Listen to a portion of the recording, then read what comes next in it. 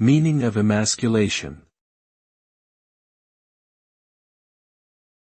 Emasculation.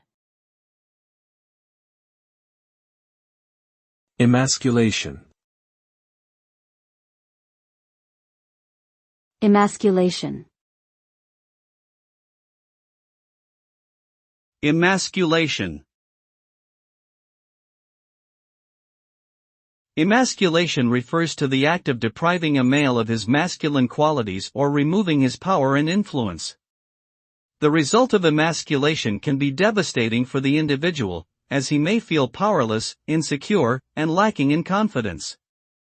It can lead to a loss of self-worth and identity, causing one to feel insignificant and unimportant.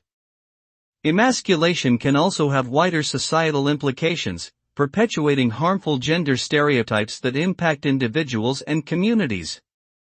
Overall, emasculation is a damaging and harmful practice that undermines the dignity and humanity of those who experience it.